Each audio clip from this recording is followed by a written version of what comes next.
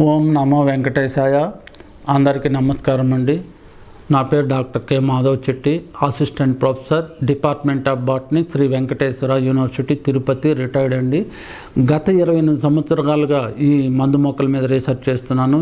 China, Malaysia, సింగపూర్లో ఈ మొక్కల గురించి, ఈ ఔషధ మొక్కల గురించి రీసెర్చ్ గురించి పోయి రావడం జరిగింది.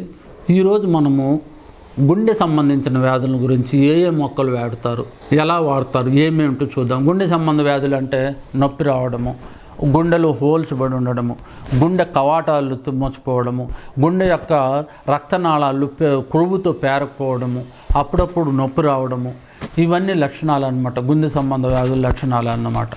ఎప్పుడైనా ఒక స్ట్రోక్ వచ్చిన అటువంటి వాళ్ళు, ఎప్పుడైనా హార్ట్ అటాక్ అంటారు కదా, ఒకసారి 2 సార్లు వచ్చిన వాళ్ళు, అలాంటి వాళ్ళు కూడా మన ఇంగ్లీష్ మందుల్లో కూడా మందులు లేవండి. అల్లోపతిలో కూడా మన ఆయుర్వేదంలో నెంబర్ 1 మందులు ఉన్నాయి.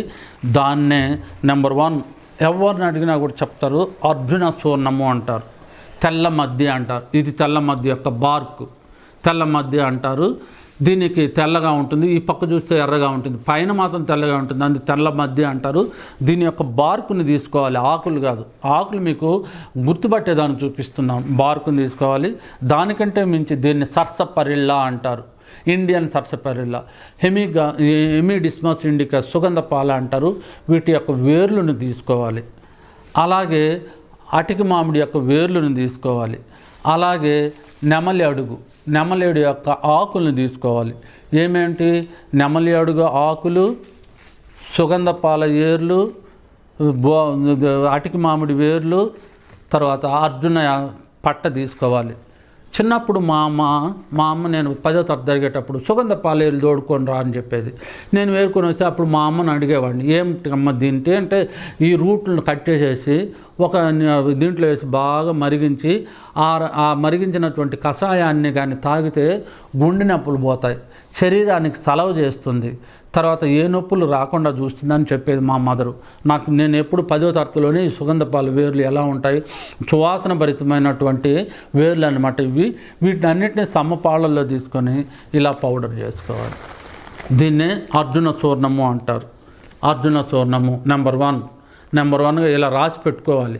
అర్జున చూర్ణము ఇలా ఏమి గాలి ఎంటర్ కాకుండా ప్యాకెట్ కానీ లేకపోతే వయల్స్లో కానీ వేసి పెట్టుకొని, దీన్ని రోజు 1 స్పూను మజ్జిగలో కానీ, పాలల్లో కానీ, వాటర్లో కానీ, లేకపోతే తేనెలో కానీ మిక్స్ చేసుకొని తినే దానివల్ల మనకు పూర్తిగా మనము హార్ట్ డిసీజెస్ నుంచి ఎలాంటి ప్రాబ్లమ్స్ లేకుండా సాల్వ్ అయిపోతుంది అన్నమాట. ఇది అంత బాగా పనిచేస్తుంది ఈ అర్జున చూర్ణం అనేది.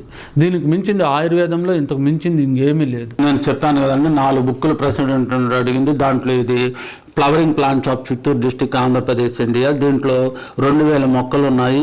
ప్రతి మొక్కకు తెలుగు నేము, ఇంగ్లీష్ నేము, ట్రేడ్ నేము, శాస్త్రీయ నామము, దాని యొక్క ఎలా గుర్తించే లక్షణాలు, పూలు ఎప్పుడు వస్తాయి, కాయలు ఎప్పుడు వస్తాయి, తర్వాత కాండం ఏ విధంగా ఉపయోగపడుతుంది, వేర్లు ఏ విధంగా ఉపయోగపడతాయి, పూలు ఏ విధంగా ఉపయోగపడతాయి, కాయలు ఏ ఉపయోగపడతాయి, ఈ విధంగా 2000 మొక్కలకు ఇవ్వడం జరిగింది. 2000 మొక్కల్లో 1000 మొక్కలకు కలర్ డిజిటల్ ఫొటోస్ ఇవ్వడం జరిగింది. చూడండి, ఈ విధంగా మీరు చూసారంటే చిన్న పిల్లవాడు కూడా ఎవరైనా కూడా ఈజీగా గుర్తుపట్టేస్తారు. ఏ బ్యాక్గ్రౌండ్, బొటానికల్ బ్యాక్గ్రౌండ్ లేకుండా ఐడెంటిఫై చేస్తారు. చిన్నపిల్లలు అయితే ఇది మొక్క, ఈ ఫోటోను చూసి ఇది మన బడిలో ఉంది, ఇది మన బడి పక్కన ఉంది, పెరట్లో ఉంది, లేకపోతే ఇది మన కయ్యలో ఉందని ఈజీగా గుర్తించేస్తారు అనమాట. ఇది అంత మంచి బుక్ అనమాట. 2000 మొక్కలకు 1000 మొక్కలు ఫోటోగ్రాఫ్స్ ఈ మాదిరి కలర్ డిజిటల్ ఫొటోస్ ఉన్నాయి. మనం చూడడం కంటే ఇంకా బాగా ఉంటాయి అన్నమాట ఇవి. వీటికి 2000 మొక్కలు ఉన్నాయి. 650 పేజీలు ఉంది ఈ బుక్.